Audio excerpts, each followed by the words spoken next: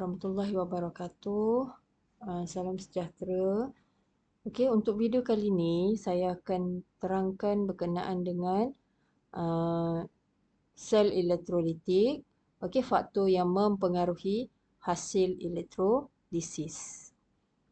Okey, ada 3 faktor yang mempengaruhi hasil elektrolisis. Okey, yang pertama ialah kedudukan ion dalam siri elektrokimia. Okey, yang kedua ialah kepekatan elektrolit dan yang ketiga ialah jenis elektrod. Okey, faktor yang ketiga ialah jenis elektrod. Okey, jenis elektrod yang digunakan. Okey, jika jenis logam yang digunakan sebagai anod adalah sama dengan jenis ion logam dalam elektrolit, maka di anod, okey, atom logam akan mengion membentuk ion positif dan larut dalam elektrolit. Okey, di katod, ion logam akan dinyah cas membentuk logam. Okey, nanti kita akan tengok contohlah.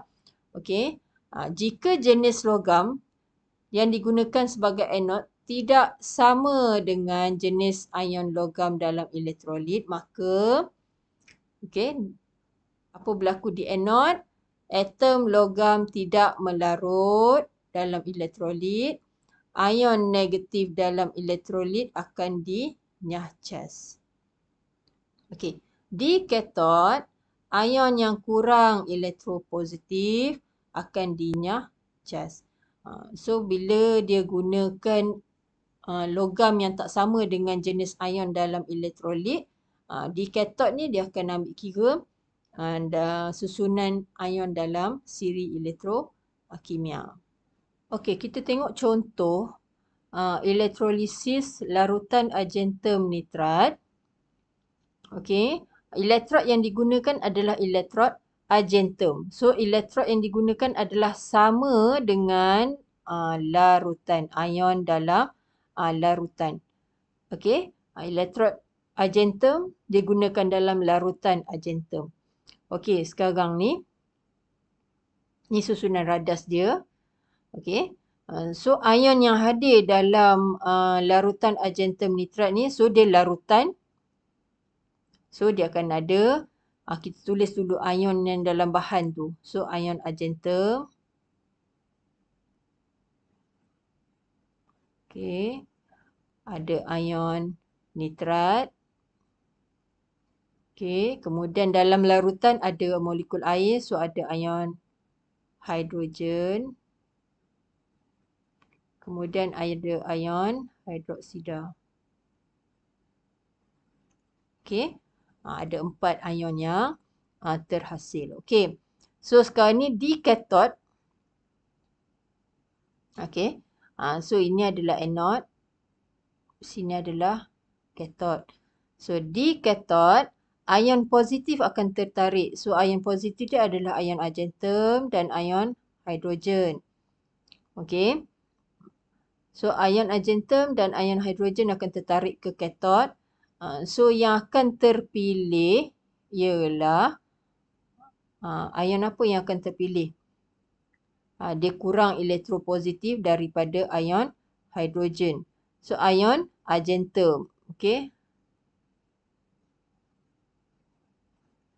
Okey, kalau kita tengok pada siri, sekejap ya. Kalau kita tengok pada siri elektrokimia tadi, kedudukan argentum adalah paling bawah. Okey, argentum adalah paling bawah. So dia adalah kurang elektropositif daripada hidrogen. So bila ion argentum terpilih, okey, ion argentum terpilih sebab dia kurang elektropositif. So ion argentum ni tadi, dia akan membentuk logam ataupun dia akan membentuk argentum tu.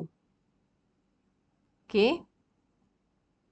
Ion argentum akan membentuk logam argentum. So dia akan terkumpul dekat bawah ni. Okey, dia akan terkumpul dekat bawah ni. Berlakulah enapan. Okey, dia berlaku enapan di bawah katod. Okey, so dia membentuk logam argentum ataupun atom argentum. Di anode, okey, ion argentum akan terbentuk apabila atom argentum di anode mengion.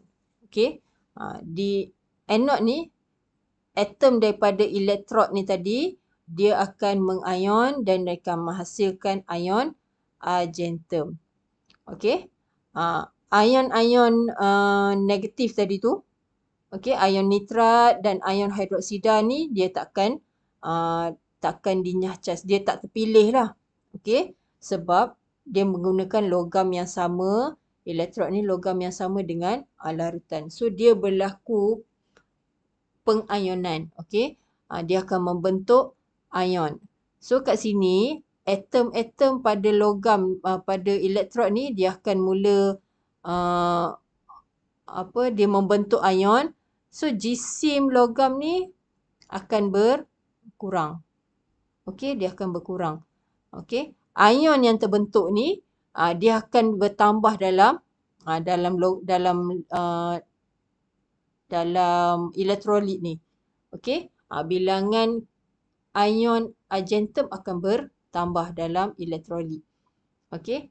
Yang kita akan nampak ialah jisim elektrod tu akan berkurang. So hasil yang terbentuk yang ni kita nampak lah.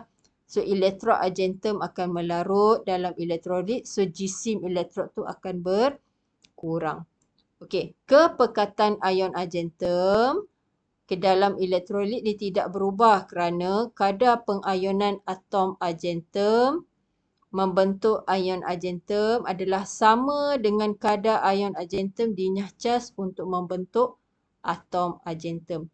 Okey, dekat sini tadi, dekat katod, ion argentum yang ada dalam larutan tadi dia membentuk atom argentum. So dia ada membentuk enapan dekat sini. So ion argentum dalam larutan, dalam elektrolit tu dia semakin berkurang.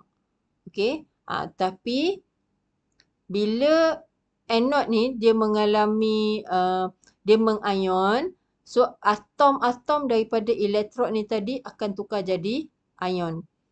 Okey, jadi ion argentum dalam larutan untuk membentuk atom tadi dia akan bilangan dia akan jadi sama balik lah. Okey, sebab atom argentum pada elektrod ni dia membentuk ion.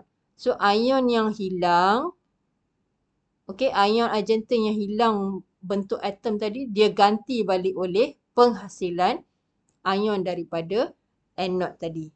Okey, sebab tu dia kata kepekatan argentum tidak berubah.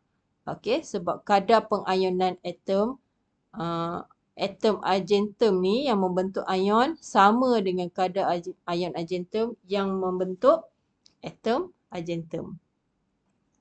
Okey, kita tengok contoh yang seterusnya. Larutan yang sama argentum nitrat tapi menggunakan elektrod karbon.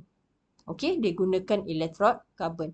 Jadi, ion yang hadir ialah ion argentum. Okey, ion nitrat. Okey, kemudian ion hidrogen dan ion hidroksida. Okey. So apa yang berlaku di katod? Okey, kat sini di katod ni. Okey, apa yang berlaku di katod? Ion-ion positif akan tertarik ke katod. So ion argentum dan ion hidrogen. So yang terpilih ialah ion argentum sebab dia kurang elektropositif. So hasil yang terbentuk adalah logam tadi. Okey. Argentum akan terbentuk. Okey, dia akan ada enapan lah kat sini. Okey, kita akan nampak. Jadi apa yang berlaku di anode? Okey, di anode ion-ion negatif yang akan tertarik ke anode iaitu ion argentum. Sorry, ni salah ni ya. So ion hidroksida dan ion nitrat. Okey, ion nitrat. Okey, dua ion ni tadi. Okey, ion hidroksida dan ion nitrat akan tertarik ke anod. Jadi, yang mana akan terpilih? Bila dia guna elektrod yang tak sama dengan ion yang ada dalam larutan tu, dia gunakan elektrod tak sama. So, kita kena ambil kira kedudukan dalam siri kimia. Okey, kita tengok antara hidroksida dengan nitrat. So, kita tahu tadi, ion hidroksida berada paling bawah. Okey, so ion hidroksida yang akan terpilih kerana dia kurang elektronegatif. Jadi hasil yang terbentuk adalah gas oksigen.